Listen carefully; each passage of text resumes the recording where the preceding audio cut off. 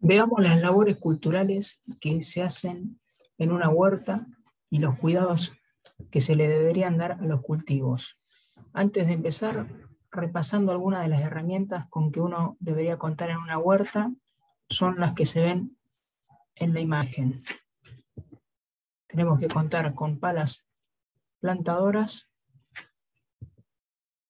palas, azada, rastrillo, regadera, guante, tijeras de podar, etc. Para su estudio, las labores culturales que se hacen en los cultivos las vamos a dividir en dos tipos, en labores culturales generales y labores culturales específicas.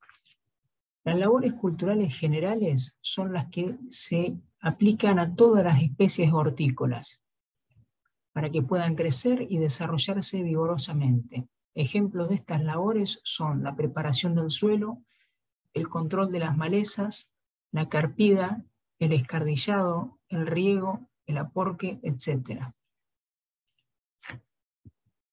Los otros tipos de labores culturales son las labores culturales específicas que se aplican a determinadas especies hortícolas.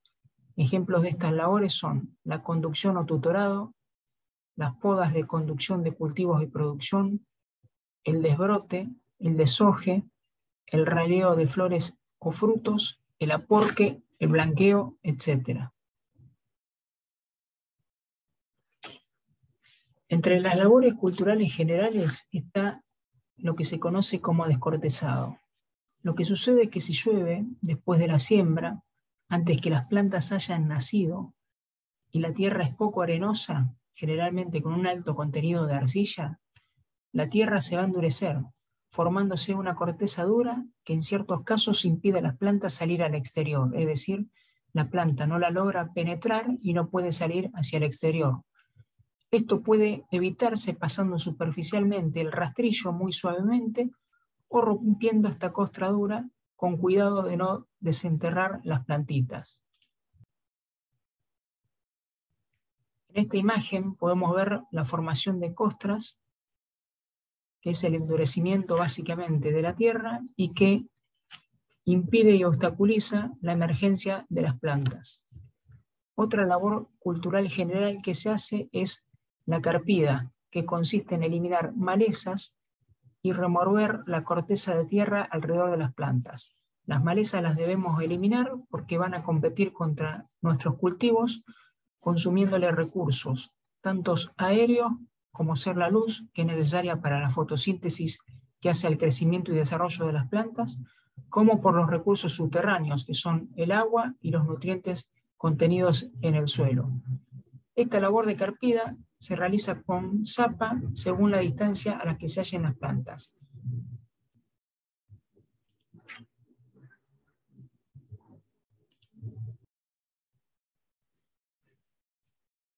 Otra labor general que se hace es el escardillado. Este trabajo se realiza con el escardillo, que es esta herramienta que se ve acá, que se hace correr entre las hileras de plantas para eliminar malezas y remover la tierra. Cuando la superficie es pequeña, se utilizan cultivadores a manos o motocultivadores. Otras labores que se pueden hacer son el aporque, que consiste en pasar el aporcador entre las filas de plantas para rodearlas con tierra, como se ve en esta imagen. Se agarra esta herramienta que es una azada y se arrima tierra hacia las plantas para favorecer la formación de raíces, que se llaman raíces adventicias o laterales. También se puede hacer como labor general el raleo.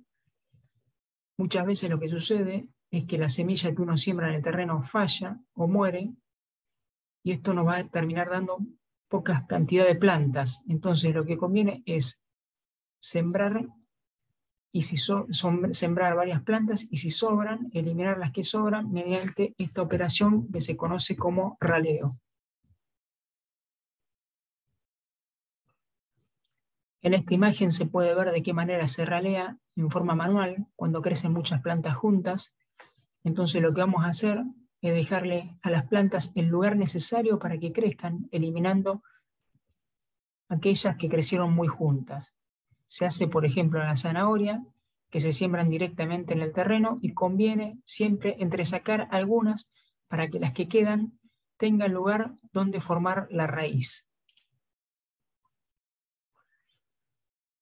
Otra tarea que se puede hacer para la mayoría de los cultivos es el repique, con el objeto que las plantas criadas en el almácigo se adapten al ambiente del lugar donde tendrán que seguir viviendo definitivamente. Entonces, antes de llevarlas ahí, se las trasplanta a un lugar reparado. Y una última tarea que se hace en forma general es el trasplante, que consiste en sacar las plantas del almácigo, que es el lugar donde las criamos, o separar estolones o hijuelos, dependiendo de la especie de las plantas madres, y plantarlas en el lugar definitivo. Se efectúa a mano, haciendo un hoyo con el plantador y enterrando las plantas, o bien colocándolas en los surcos o caballones y luego tapándolas con la azada.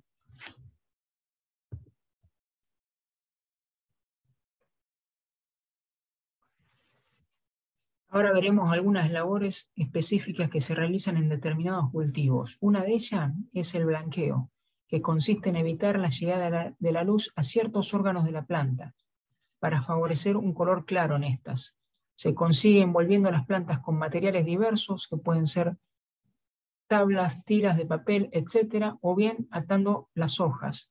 Por lo común se realiza en apio, cardo y coliflor.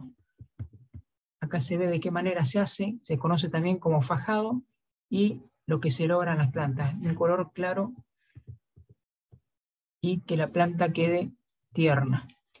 Otra labor que se hace en algunas hortalizas en forma específica es el tutorado, para evitar que los frutos estén en contacto con la tierra y se manchen, o para facilitar las labores de poda y cosecha. Para eso se van a utilizar tutores, que pueden ser cañas, donde las plantas se van a poder sostener.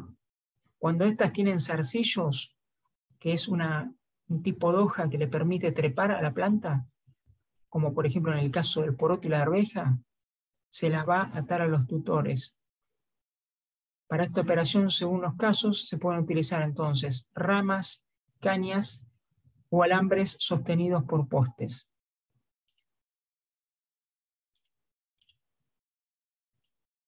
En esta ilustración podemos ver de qué manera se realiza el tutorado en el cultivo de tomate. Por ejemplo, se colocan las cañas en esta forma, se las ata en esta posición y el tomate va a estar sostenido de esta manera. Entonces, en este caso, esta caña va a actuar de guía o tutor y los frutos van a poder ser sostenidos y no van a tomar contacto con el terreno, lo cual le podría provocar diferentes tipos de daños.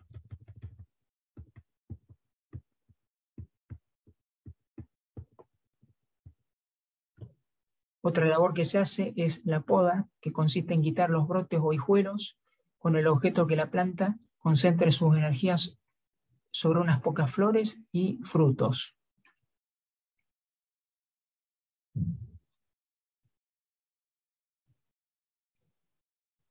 Acá, por ejemplo, se puede ver el desbrote manual que se hace en el tomate, que consiste en eliminar algunos brotes, como el que se ve acá, que crecen en las axilas de las plantas. Vulgarmente se los conoce como chupones, para favorecer los que quedan y que crezcan adecuadamente, los que quedan los restantes.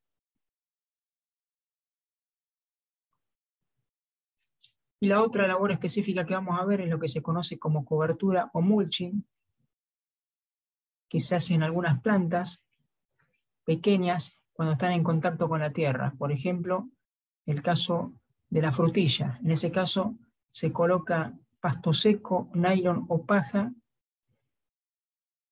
para evitar entonces que tome contacto con el terreno.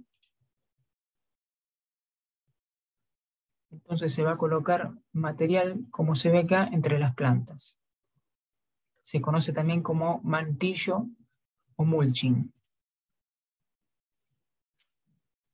Acá se puede ver un cantero con mantillo, que es la estructura esta, acá donde se ve el pasto seco que se coloca, y que permite conservar la humedad y evitar el crecimiento de malezas e incorporar nutrientes lentamente en el suelo a medida que ese material se va degradando y descomponiendo. Entonces acá se coloca el mantillo entre las plantas y también lo que se hace, como se ve en esta imagen, la carpida con esta herramienta. Y de esa manera se van sacando las malezas que afectan a nuestros cultivos. La operación que se hace al final, cuando ya el cultivo está en condiciones de ser recolectada, es la cosecha, que puede hacerse en forma simultánea o escalonada.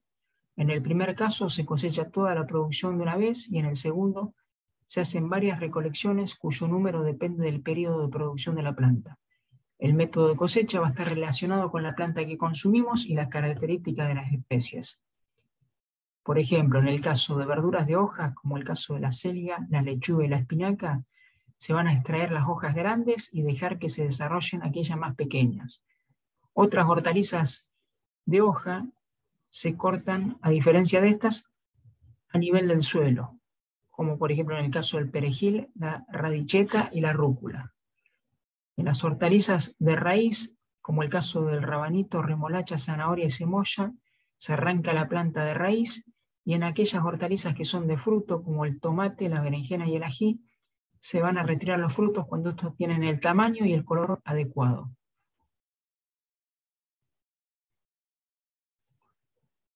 Una labor cultural general a todas las hortalizas y que vamos a estudiar un poco con más detalle es el riego, que es sumamente importante, porque la mayor parte de las hortalizas requieren de humedad uniforme durante todo el ciclo. El agua resulta un elemento primordial porque además sirve de vehículo para los nutrientes. Existen especies que se manejan en condiciones de secano, es decir, con muy bajos niveles de humedad, como el caso, por ejemplo, del poroto, la arveja, la lenteja, el garbanzo y los zapallos, que son las cucurbitáceas, mientras que otras pueden requerir de riegos complementarios.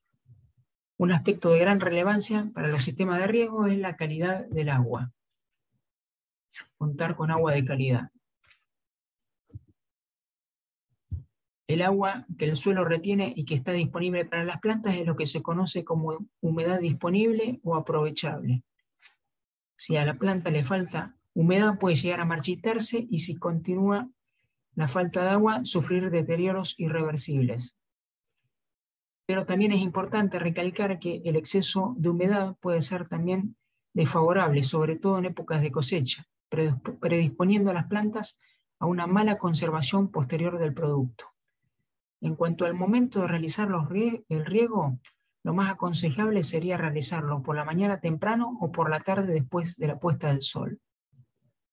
Existen diferentes sistemas de riego, por gravedad, por aspersión y por goteo.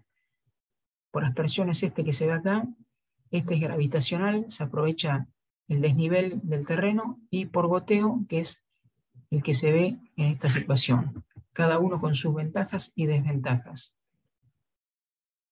Es importante el riego, sobre todo en el verano, que es cuando hay una alta demanda de humedad por parte del cultivo. Si el agua no es suficiente, entonces las plantas no se van a desarrollar adecuadamente, la producción va a ser menor, las hojas se van a poner duras y puede ocurrir que las plantas semillen antes de tiempo, algo que es desfavorable y que es lo que se conoce como subida de flor.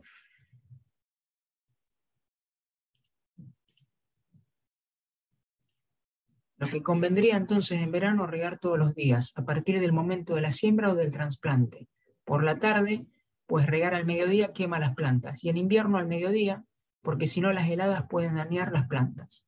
La forma de hacerlo tiene que ser en forma de una fina lluvia sobre los almácigos y las plantas pequeñas. Para el resto de las plantas se van a usar regaderas, tratando de mojar la zona donde están las raíces y evitando mojar la parte aérea para evitar la formación y el desarrollo de hongos.